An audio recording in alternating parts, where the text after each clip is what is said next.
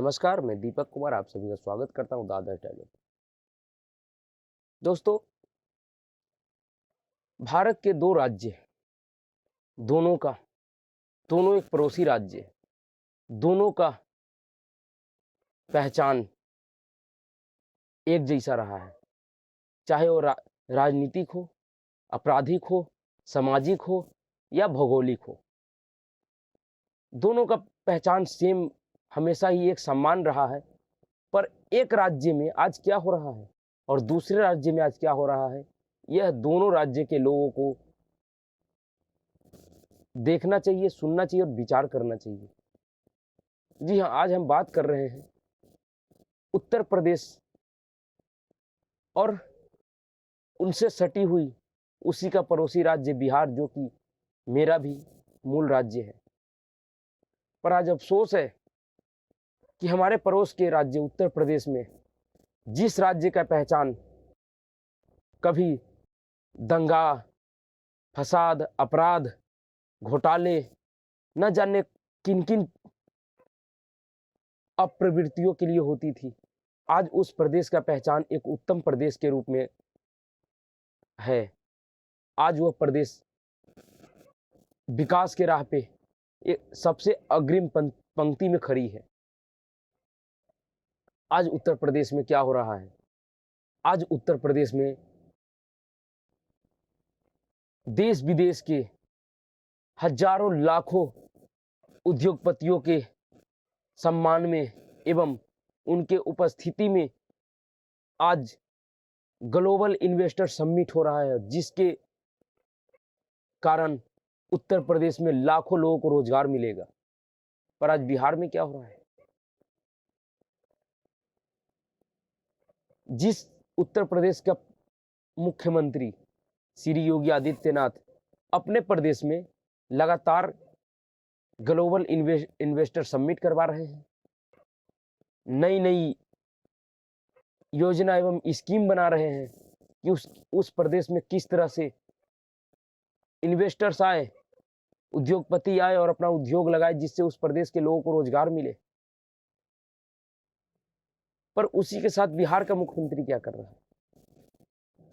आज बिहार के लोगों को उत्तर प्रदेश से सीखने और समझने की जरूरत है और विचार करने की जरूरत है कि क्या कारण है कि उत्तर प्रदेश बदल गया पर आप नहीं बदल पा रहे हैं।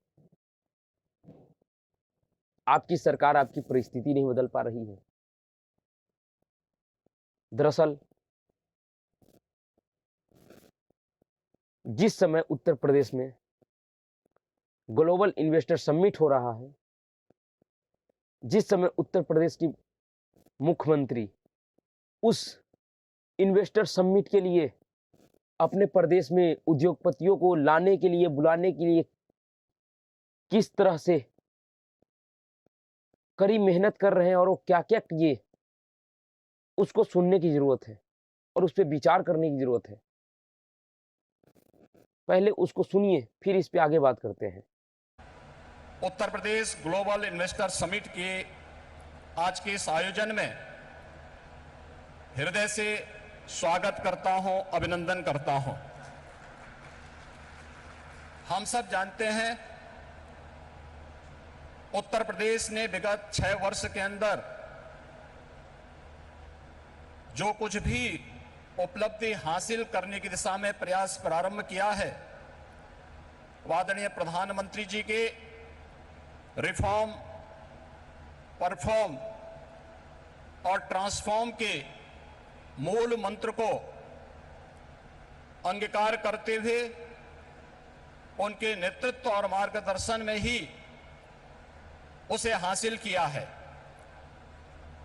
आज जब देश अपनी आजादी के अमृत काल के प्रथम वर्ष में प्रवेश किया है, इन स्थितियों में उत्तर प्रदेश को अपना दूसरा इन्वेस्टर समिट और ग्लोबल इन्वेस्टर समिट के माध्यम से वैश्विक निवेशक समुदाय को, policy makers, corporate leadership, business delegations शिक्षाविदों, पॉलिटिकल एंड गवर्नमेंट लीडरशिप को एक कॉमन प्लेटफॉर्म बनाने का यह मंच उन उपलब्धियों को आदरणीय प्रधानमंत्री जी के विजन के अनुरूप उत्तर प्रदेश की अर्थव्यवस्था को $1 ट्रिलियन की इकोनॉमी बनाने की दिशा में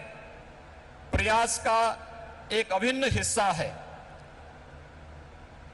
मुझे बताते हुए प्रसन्नता है कि इस ग्लोबल इन्वेस्टर समिट में नीदरलैंड, डेनमार्क, सिंगापुर, जापान, दक्षिण कोरिया, ऑस्ट्रेलिया, इटली, संयुक्त अरब अमीरात, यूनाइटेड किंगडम और मॉरिशस हमारे पार्टनर कंट्री के रूप में अपना योगदान दे रहे हैं, ताकि दुनिया के तमाम अन्य देशों के प्रतिनिधि इस आयोजन में शामिल होकर के इसे सफल बना करके वास्तव में एक निवेश के महाकुंभ के रूप में इसे एक नया स्वरूप प्रदान किए हैं। आदरणीय प्रधानमंत्री जी, ग्लोबल इन्वेस्टर समिट के लिए आपके मार्गदर्शन के उपरांत उत्तर प्रदेश के हमारे मंत्रिमंडल के समूह ने दुनिया के 16 देशों की 21 शहरों में रोड शो के आयोजन किए थे। उन सभी देशों में भारतीय मिशन से जुड़े हुए हमारे माननीय राजदूतों ने उन्हें भरपूर सहयोग देकर के आपके विजन के अनुरूप उत्तर प्रदेश में ट्रेड, टूरिज्म एंड टेक्नोलॉजी के उस अभियान को आगे बढ़ाने के लिए अपना बहुत महत्वपूर्ण योगदान दिया। इसके साथ ही देश के 10 बड़े महानगरों में भी इन रोड शोज के आयोजन किए गए और आज जब यहां पर आपका मार्गदर्शन हम सबको प्राप्त होने वाला है तो न केवल प्रदेश की राजधानी लखनऊ में 10,000 से अधिक यहां पर आए हुए उद्योग, देश के दुनिया के प्रमुख उद्योगपतियों, निवेशकों का बिजनेस डेलीगेशंस की उपस्थिति में, बल्कि उत्तर प्रदेश के सभी 75 जनपदों में भी ये कार्यक्रम एक साथ संचालित हो रहा है। सभी जी हाँ, जहां एक प्रदेश का मुख्यमंत्री अपने प्रदेश में इन्वेस्ट लाने के लिए, उद्योग लाने के लिए देश सहित विदेशों में रोड शो कर रहे हैं और वो रोड शो अपनी राजनीति के लिए नहीं कर रहे हैं, उस प्रदेश के लोगों की भलाई के लिए कर रहे हैं। उस टाइम पे बिहार के लोगों को विचार करना चाहिए कि आपके प्रदेश का मुखिया क्या कर रहा है।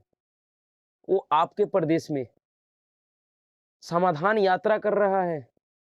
जो व्यक्ति विगत 17 सालों से 18 सालों से आपके प्रदेश का मुखिया है, मुख्यमंत्री है, उस व्यक्ति को भी अपने प्रदेश के लोगों के समस्या का समाधान करने के लिए समाधान यात्रा निकालना पड़ रहा है।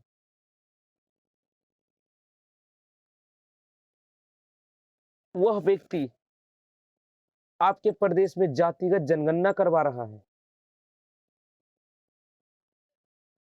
कम से कम शर्म आनी चाहिए बिहार के उन नेताओं का जिन्होंने बिहार का ये 20-22 साल बर्बाद, 20-22 साल नहीं, 3-3 दशक बर्बाद किया। लगभग 3 दशक से ऊपर इस बिहार का बर्बाद किया, सिर्फ अपनी राजनीतिक महत्वाकांक्षा के कारण, सत्ता के लालच में।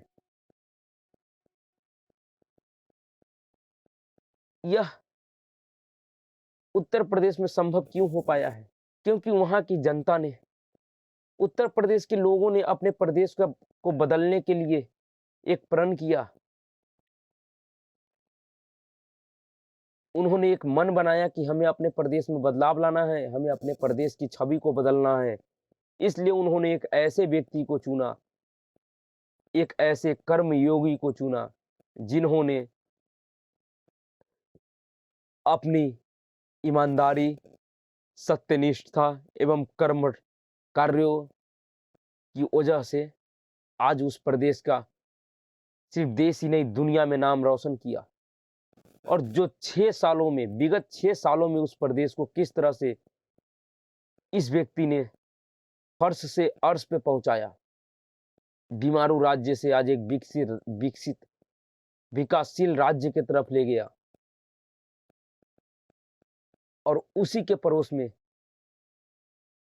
एक बिहार राज्य है, जिस राज्य का मुख्यमंत्री नीतीश कुमार है, जिससे अगर उद्योग और औद्योगिक पे अगर कोई सवाल पूछ दिया जाए तो कितनी बेशर्मी के साथ कहते हैं कि बिहार में कोई उद्योग इसलिए नहीं लगाता क्योंकि यहाँ पे कोई समुद्र नहीं है। सोचिए उससे घटिया बयान क्या हो सकता है किसी प्रदेश के लिए। आज बिहार के लोगों को सोचना पड़ेगा, समझना पड़ेगा कि कब तक आप अपने जातीय उन्माद में इन जैसे निकम्मे व्यक्तियों को चुनते रहिएगा, जिन्होंने आपके उस प्रदेश को, जिस प्रदेश में ऐसा क्या नहीं है जो किसी दूसरे प्रदेश में है, जिस प्रदेश में प्राकृतिक का दिया हुआ एवं इस देश का, इस संस्कृति का दिया हुआ इतना बड़े बड़े पहचान है, जिस प्रदेश में नालंदा जैसा विश्वविद्यालय है जो एशिया का सबसे पहला विश्वविद्यालय के लिए जाना जाता हो, जिस प्रदेश में महावीर का जन्म स्थली रहा हो, जो प्रदेश भगवान बुद्ध का जन्म कर्म स्थली रहा हो, जो प्रदेश माता सीता की जन्म स्थली रही हो, उस प्रदेश का आज क्या हाल है। दरअसल यह बदलाव सिर्फ और सिर्फ जब तक समाज नहीं जागेगा, जब तक समाज नहीं चाहेगा, तब तक नहीं हो सकता है। और इसीलिए लोग योगी को क्यों चुनता है, आज लोगों का भरोसा योगी पे क्यों है, सिर्फ उनके प्रदेश का नहीं, पूरे देश के उन समाजों का भरोसा आज योगी में है जो कहीं न कहीं उस गुंडागर्दी, उस दंगा, उस आपराधिक छवि में नहीं रहना चाहता है, उस आपराधिक डर में नहीं रहना चाहता है, एक सभ्य समाज में रहना चाहता है। उन सभी व्यक्तियों का आज योगी में भरोसा है, योगी के ऊपर भरोसा है, उसके शासन पे भरोसा है। आज प्रदेश का हर एक प्रदेश का व्यक्ति यह चाहता है, जो सभ्य समाज है वो चाहता है कि मेरे प्रदेश में भी योगी जैसा मुख्यमंत्री हो, योगी जैसा कोई व्यक्ति हो जो हमारे प्रदेश की कायाकल्प कर सके, जो हमारे प्रदेश के ऊपर लगे हुए इन गरीबी और बीमारू राज्य नाम के धब्बे को हटा सके। पर बिहार के लोग ऐसा क्यों नहीं चाहते? बिहार के लोग क्यों चाहते हैं कि हम हमेशा अपनी जातिवादी उन्माद एवं अंधेरे में पड़ा रहे, जातिवाद के नशे में हमेशा चूर रहे? क्यों? दरअसल आज इस ग्लोबल इन्वेस्टर समिट में नरेंद्र मोदी ने जो अपना अभिभाषण दिया, उसमें योगी आदित्यनाथ जी के चेहरे पे जो खुशी था, जो उनके चेहरे का एक्सप्रेशन था, उसको देख के आप समझ सकते हैं कि अगर कोई व्यक्ति पूरे लगन और ईमानदारी से काम करता है और फिर उसकी प्रशंसा की जाती है तो उसको कितना गर्व महसूस होता है। उत्तर प्रदेश के प्रति मेरा एक विशेष स्नेह है और यूपी के लोगों के प्रति मेरी एक विशेष जिम्मेदारी भी है। मैं आज उस दायित्व को भी निभाने के लिए आज इस समिट का हिस्सा बना हूं और इसलिए मैं देश विदेश से यूपी आने वाले आप सभी इन्वेस्टर्स का अभिनंदन करता हूं, स्वागत करता हूं। साथियों, उत्तर प्रदेश की धरती अपने सांस्कृतिक वैभव, गौरवशाली इतिहास और समृद्ध विरासत के लिए जानी जाती है। इतना सामर्थ्य होने के बावजूद यूपी के साथ कुछ बातें जुड़ गई थी। लोग कहते थे यूपी का विकास होना मुश्किल है। लोग कहते थे यहां कानून व्यवस्था सुधरना नामुमकिन है। यूपी बीमारू राज्य कहलाता था। यहां आए दिन हजारों करोड़ के घोटाले होते थे। हर कोई यूपी से अपनी उम्मीदें छोड़ चुका था। लेकिन सिर्फ 5-6 साल के भीतर यूपी ने अपनी एक नई पहचान स्थापित कर ली है और डंके की चोट पर कर दी है। अब यूपी को सुशासन से, गुड गवर्नेंस से पहचाना जा रहा है। अब यूपी की पहचान बेहतर कानून व्यवस्था, शांति और स्थिरता के लिए है। अब यहां वेल्थ क्रिएटर्स के लिए नित्य नए अवसर बन रहे हैं। इसलिए आज बिहार के लोगों को अपने पड़ोस के राज्य उत्तर प्रदेश से कुछ सीखने की जरूरत है, कुछ समझने की जरूरत है। जब तक आप नहीं चाहिएगा, आपके प्रदेश की जो छवि है वो बदलने वाला नहीं है।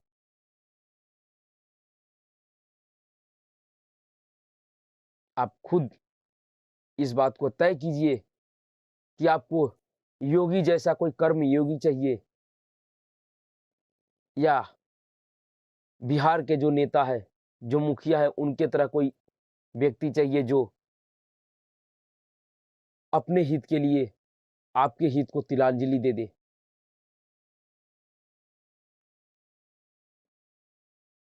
ये बदलाव बहुत जरूरी है और इसके लिए बिहार के लोगों को अपने मन में बदलाव करना पड़ेगा। एक बदलाव का प्रण लेना होगा कि हमें भी अपने राज्य की इस परिस्थिति को बदलना है। खास करके बिहार के उन महिलाओं को जिनको कहीं ना कहीं आज प्रदेश का वो जातिवादी नेता छलने का काम किया है कि हम आपके लिए बहुत कुछ किए हैं, पर उन महिलाओं को समझने की जरूरत है कि आपको भरम जाल में फंसाकर, आपको गलत तथ्य को सही रूप से समझाकर आपको सही तथ्य को न समझने से दूर रखा जा रहा है। क्योंकि आप खुद समझिए कि जिन बातों को आपको बताया जा रहा है, उस बातों से भी जो ज्यादा जरूरी आपके लिए है, उनको आपसे छिपाया जा रहा है। क्या आप नहीं चाहते कि आपके बच्चे, आपके पति, आपके परिजन अपने गांव, अपने प्रदेश में काम करें, अपने प्रदेश में रहें, आपके साथ रहें, परिवार के साथ रहें? अगर आपको लगता है कि आपको जो आपका परिवार है, जो आपका घर का मुखिया है, चाहे आपके घर में जो कमाने वाले लोग हैं, वो आपके साथ रह के कमाएं, आपके साथ रह के भी वो अपना रोजी रोजगार चला सके, तो इसके लिए पहले आप बदलिए और अपने सोच को बदलिए और सोचिए कि आपको ऐसा क्या करना चाहिए, आपको कैसे व्यक्ति को चुनना चाहिए जो आपके परिजनों को आपके द्वार पे, आपके गांव में, आपके प्रखंड में, आपके जिला में, आपके राज्य में ही काम और रोजगार दे सके और आप भी अपने परिवार के साथ रह के, अपने परिजनों के साथ रह के रोजी रोजगार कर सके, आपको अपने परिजनों से दूर न जाना पड़े। इसलिए आज आप उत्तर प्रदेश को देखिए, समझिए और अपने मन में बदलाव कीजिए और अपने प्रदेश के बदलाव के लिए एक सच्चे कर्म योगी को चुनिए। आज के लिए इतना ही। नमस्कार।